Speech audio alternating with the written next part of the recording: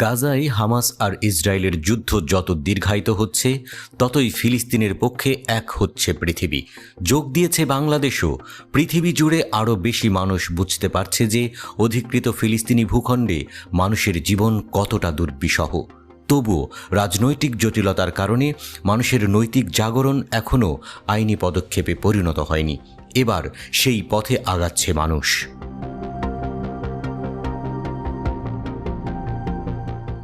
League of Parliamentarians for Al Quds and Palestine এর president Hamid Abdullah Al Ahmar বলেছেন, ফিলিস্তিনপন্থী উদ্যোগ নিতে একটি বহুজাতিক রাজনৈতিক ও আইনি আশ্রয় তৈরি করবে আল কুদস প্ল্যাটফর্ম। গত সপ্তাহে ইস্তানবুলে তুর্কি প্রেসিডেন্ট রিসেপ তাইয়েব এরদোয়ান এবং স্পিকারের অংশগ্রহণে জোটের পঞ্চম সম্মেলন অনুষ্ঠিত হয়। সেখানে গৃহীত ২৭ দফা ঘোষণায় যুদ্ধের তীব্র নিন্দা করে ইসরায়েলের বিরুদ্ধে পৃথিবীব্যাপী বয়কট আন্দোলনকে সমর্থন করা হয়। ১৬টি লাতিন আমেরিকান, ১৯টি আফ্রিকান এবং ১৫টি পূর্ব এশিয়ার দেশসহ মোট ৮০টি দেশের ৫০০রও বেশি সংসদ সদস্য সম্মেলনে যোগ দেন। ইসরায়েলকে সমর্থন করার জন্য সেখানে মার্কিন যুক্তরাষ্ট্র এবং কিছু পশ্চিমা দেশের নিন্দা করা হয়েছে। গাজাবাসীদের জন্য পর্যাপ্ত খাবার, পানীয় জল এবং চিকিৎসা সহায়তার সুষ্ঠু সরবরাহের আহ্বান জানানো হয়েছে।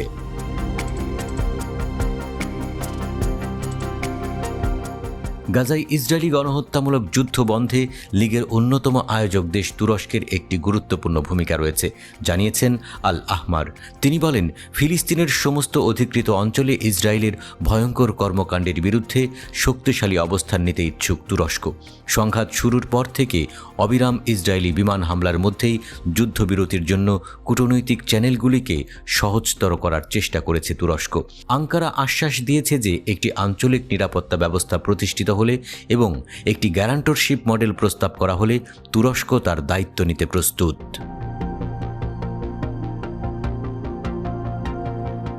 কিন্তু ইসরায়েলকে তার অপরাধের জন্য দায়বদ্ধ করবে কে? দেশটি কোনো চুক্তি লঙ্ঘন করলে তুরস্কের প্রতিক্রিয়া কী হবে? সংবাদ মাধ্যমে প্রশ্ন তুলেছে আহমার। তিনি মনে করেন মডেলটির জন্য বেশ কয়েকটি দেশের প্রয়োজন, কারণ ইসরায়েল কখনোই আন্তর্জাতিক সিদ্ধান্ত নিয়ে প্রতিশ্রুতি দেয় না।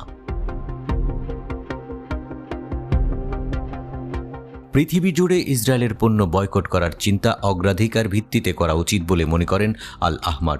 তুরস্ক সম্প্রতি ইসরায়েলের সাথে প্রায় $9.5 বিলিয়ন সমস্ত বাণিজ্য বন্ধ করেছে, যার প্রশংসা করেন তিনি। ফিলিস্তিনিরা যেন বাণিজ্য স্থগিতর কারণে ক্ষতিগ্রস্ত না হয় তা নিশ্চিত করতে ফিলিস্তিনিদের সঙ্গে সমন্বয় করা হবে, জানিয়েছে তুর্কি বাণিজ্য মন্ত্রণালয়।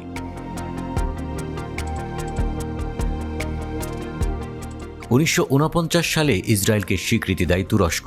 গাজায় সামরিক অভিযানের পর যুদ্ধাপরাধ ও গণহত্যা চালানোর অভিযোগ এনে ইসরায়েলের সমালোচনা বাড়িয়েছেন এরদোয়ান। এবার ইন্টারন্যাশনাল কোর্ট অব জাস্টিসে ইসরায়েলের বিরুদ্ধে দক্ষিণ আফ্রিকার দায়ের করা মামলায় যোগ দেওয়ার সিদ্ধান্ত নিয়েছে তুরস্ক। শীঘ্রই এই মামলায় হস্তক্ষেপ করতে আনুষ্ঠানিক অনুরোধ করবে তুরস্ক।